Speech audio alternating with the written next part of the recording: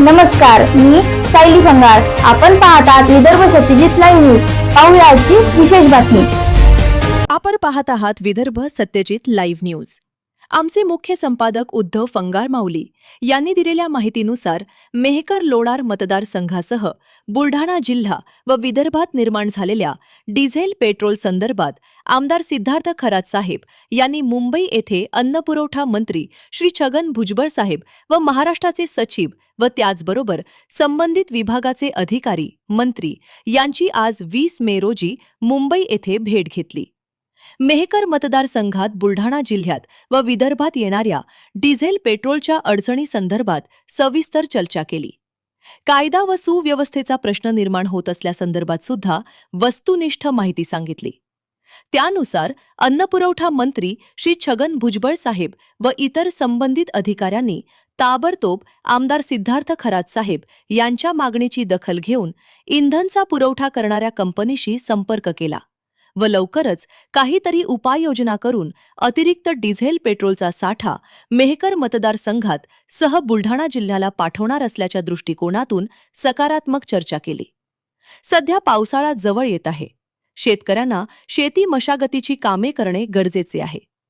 मेहकर मतदारसंघासह संपूर्ण जिल्ह्यात व विदर्भात पेट्रोल पंपावर शेतकऱ्यांची गर्दी वाढत आहे. शेतकरी राजा सध्या चिंतेमध्ये आहे. त्यामुळे सरकारने व संबंधित विभागाने शेतकऱ्यांच्या हितासाठी लवकरात लवकर निर्णय घ्यावे व डिझेल पेट्रोलची व्यवस्था ताबडतोब करून द्यावी, अशी मागणी मेहकर मतदारसंघाचे आमदार सिद्धार्थ खरात साहेब यांनी संबंधित मंत्री महोदय व वरिष्ठ अधिकाऱ्यांना सकारात्मक प्रतिसाद मिळाला असून लवकरच मार्ग निघणार असल्याचे आमदार सिद्धार्थ खरात साहेब यांनी सांगितले. आमचे सहकारी योगेश सौभागे व गजानन बोरकर विदर्भ सत्यजित लाईव्ह न्यूजची बातमी आवडल्यास यूट्यूब, फेसबुक व इंस्टाग्रामला लाईक करा, शेअर करा, सबस्क्राईब करा. विदर्भ सत्यजित लाईव्ह न्यूज सदैव आपल्या सेवेत. धन्यवाद. जय महाराष्ट्र. आज मला आपणाला एका अत्यंत महत्त्वाच्या विषयावर माहिती द्यायची आहे. मागील आठवड्यापासून आपला मेहकर लोणार मतदारसंघ, बुलढाणा जिल्हा, अकोला, वाशिम, जालना तसेच विदर्भ आणि विशेषतः पश्चिम विदर्भामध्ये पेट्रोल आणि डिझेलची अभूतपूर्व मागणी निर्माण झाली आहे व ही मागणी पूर्ण न होऊ शकल्यामुळे एक टंचाई सदृश्य परिस्थिती व त्यामुळे कायदा व सुव्यवस्था निर्माण झालेली आहे.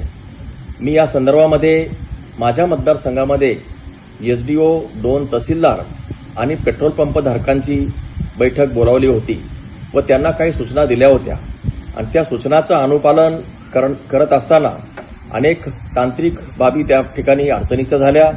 मी जिल्हाधिकारी बुलढाणा यांना देखील दूरध्वनीवरून चर्चा केली व जे काही विशेष म्हणजे शेतीचा आता जो काही खरीपाचा हंगाम आहे त्यासाठी नांगरणी, कोळपणी, रोटा करणे आणि शेतीच्या अनुषंगानं जी काही सगळी कामं करायची आहे ट्रॅक्टरच्या मार्फत त्याला जो काही डिझेलचा पुरवठा आहे त्याची जी मागणी वाढली व त्या अनुषंगानं जे काही शेतकरी, त्यांचे मुलं सर्वजण सर्व ठिकाणच्या पेट्रोल पंपावरती कॅन घेऊन उभं राहिले आणि त्यामुळं एकीकडे वाहन, दुसरीकडे कॅनधारकांची संख्या खूप मोठ्या प्रमाणात झाल्यानं कायदा व सुव्यवस्थेचा प्रश्न निर्माण झाला. याबाबत मी जिल्हाधिकारी बुलढाणा यांच्याशी सुद्धा चर्चा करून यातून मार्ग काढण्याचा त्यांना विनंती केली होती.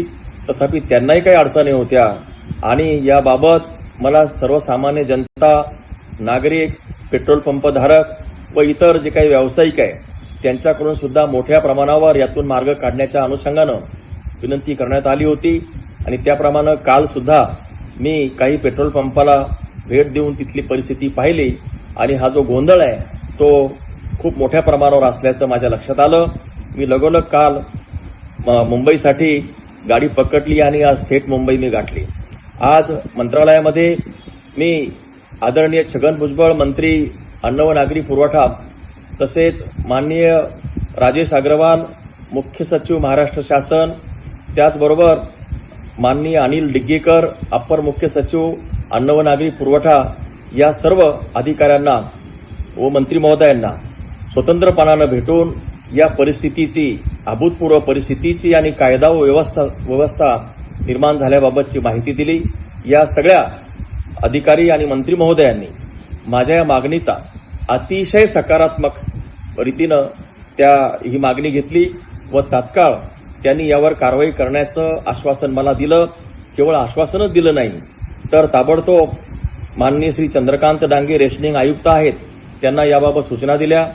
मी सुद्धा माननीय आयुक्त चंद्रकांतजी डांगे साहेब यांना भेटलो.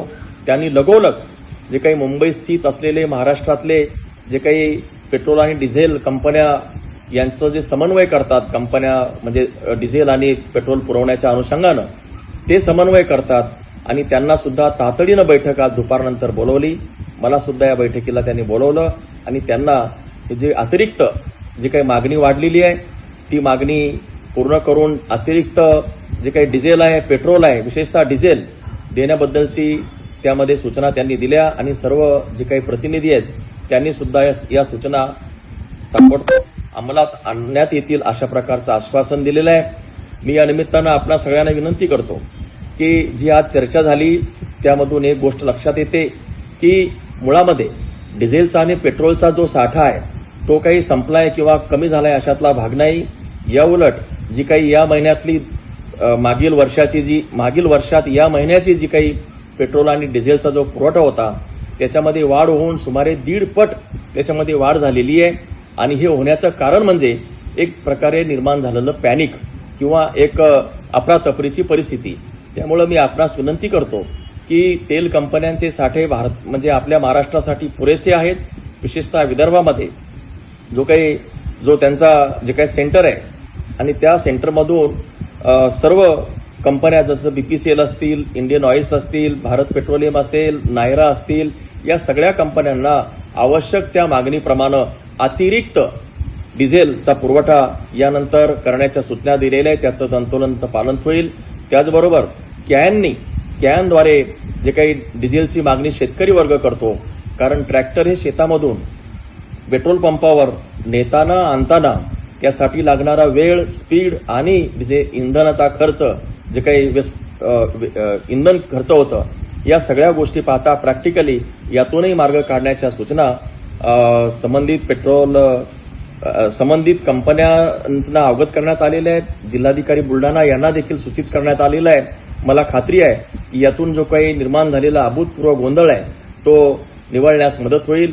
माझी या निमित्तानं आपणास विनंती आहे की आपण कोणत्याही अफवावर विश्वास न ठेवता आपली जी कामं आहे, शेतीची कामं किंवा अन्य सगळी कामं व्यवस्थितपणानं पार पाडावीत आणि 1-2 दिवसामध्ये ही सगळी परिस्थिती निवळेल याबद्दलचा विश्वास आजच्या झालेल्या चर्चेवरून मी आपणा सगळ्या वाहनधारकांना, शेतकऱ्यांना आणि नागरिकांना देऊ इच्छितो. त्यामुळं काल जी काही चर्चा झाली, कालप्रमाणे जी मी काही बोललो होतो की आज मुंबईला जाऊन कामं करेल, ते आज कामं करण्यामध्ये मला यश आलेलं आहे असं मला वाटतं. त्यामुळं आपण कोणीही आता पॅनिक होऊ नये आणि आपली कामं जी आहेत ती नियमित करावीत अशी मी विनंती करतो आणि कोणीही आता गडबड करणार नाही अशी आशा बाळगतो. धन्यवाद. जय हिंद, जय महाराष्ट्र. बातमी आवडल्यास लाईक करा, शेअर करा व चॅनलला सबस्क्राईब करा. धन्यवाद.